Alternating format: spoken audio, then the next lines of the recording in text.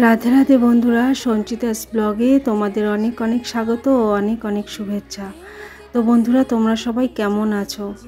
ভালো আছো তো? নিশ্চয়ই খুব ভালো আছো। আমিও খুব ভালো আছি, কিন্তু শরীরটা একটু খারাপ, একটু দুর্বল হয়ে গেছে। তো যাই হোক, তোমাদের সামনে নিয়ে এসেছি নতুন কোনো ভিডিও। দুদিন তো ভিডিও দিতে পারিনি, তো তার জন্য দুঃখিত। আর এখন দেখো বেলা বাজে 10:30। তো আমি সকালবেলা উঠে বাসন মেজে রান্নাঘরের সমস্ত কাজ করে ঘর ফর ঝাড় দিয়ে বিছনা তুললে চাদর বেডশিটটা চেঞ্জ করে নিয়ে তারপর স্নান সেরে চলে এসেছি মাথা আঁচড়াতে। তো মাথা আঁচড়িয়ে সিঁদুরটা পরে নিলাম। এবার করব ঘর গোছানো কাজ। তো রান্নাটা বসিয়ে দিয়ে তারপর ঘর গোছানো কাজগুলো করব। তো ওদিকে ভাত তো বসিয়ে দিয়েছি, আর এদিকে ড্রেসিং টেবিলটা দেখো, মেয়ে বলল মা আমি কলিন দিয়ে মুছে দিই, তুমি একটু এগুলো গুছিয়ে রাখো। তো মেয়ে এগুলো কলিন দিয়ে মুছে দিয়ে চলে গেছে, আর আমি এগুলো একটু মুছে গুছিয়ে রাখছি। তো বন্ধুরা, তোমরা স্কিপ না করে দেখতে থাকো, শুনতে থাকো ও সঙ্গে থাকো।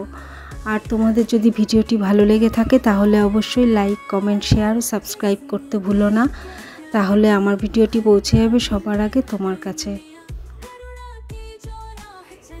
তো দেখো, ড্রেসিং টেবিল তো গোছানো হয়ে গেছে, কিন্তু ঘরে না একটু নোংরা নোংরা মতো দেশলাইয়ের কাঠি পড়ে আছে, তারপরে মাথা আঁচড়িয়েছে, একটু চুল পড়ে আছে।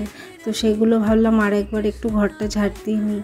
তো সেই জন্য ঝাঁটাটা নিয়ে আবার চলে এসেছি ঘর ঝাড় দিতে। আর ওদিকে ভাত বসিয়ে দেওয়া আছে। ও আরেকটা কথা বলতে ভুলে গেছি, স্নানের আগে অনেক কাচাকুচো করেছি। তো সেগুলো কিছু শুকিয়েছে, কিছু নিয়ে এসেছি, আবার কিছু ভেজা আছে, উল্টে দিয়েও এসেছি। তো যাই হোক, যে সেগুলো ভাঁজ করে রাখতে হবে। আবার সোফার কভারগুলোও তো কেচে দিয়েছি, এগুলোও ঠিকঠাক করে গুছিয়ে রাখতে হবে। তো বন্ধুরা, চলো ভগবান শ্রীকৃষ্ণের একটা কথা বলি, তাহলে তোমাদেরও ভালো লাগবে আর আমারও খুব ভালো লাগবে। আর ভগবান শ্রীকৃষ্ণের কথা আলোচনা করতে খুবই ভালো লাগে, তোমরা তো জানোই।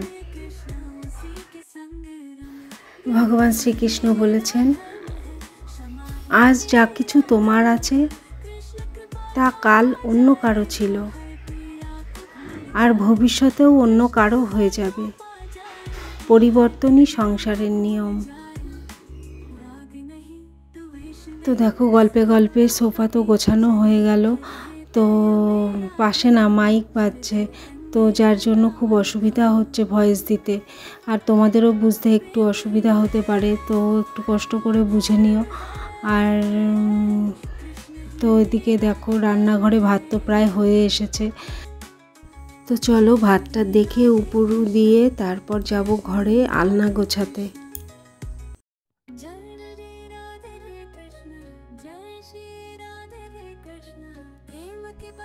এদিকে আলনার দেখো কি অবস্থা হয়ে আছে। আলনার জামা কাপড়ও সব ওলট পালট, আর কতগুলো কেচেছি সেগুলোও রয়েছে, সেগুলোও ভাঁজ করা হয়নি। যাই হোক, আজকের ভিডিও আর বেশি লং করবো না, এই আলনা গোছাতে গোছাতেই শেষ করব। আবার চলে আসবো কাল তোমাদের সামনে নতুন কোনো ভিডিও নিয়ে। তো তোমরা ভালো থেকো, সুস্থ থেকো, আনন্দে থেকো এবং সবাইকে আনন্দে রাখার চেষ্টা করো। আর তোমাদের যদি ভিডিওটি ভালো লেগে থাকে তাহলে অবশ্যই লাইক, কমেন্ট, শেয়ার ও সাবস্ক্রাইব করতে ভুলো না। তো আজকের জন্য এ পর্যন্তই, টাটা।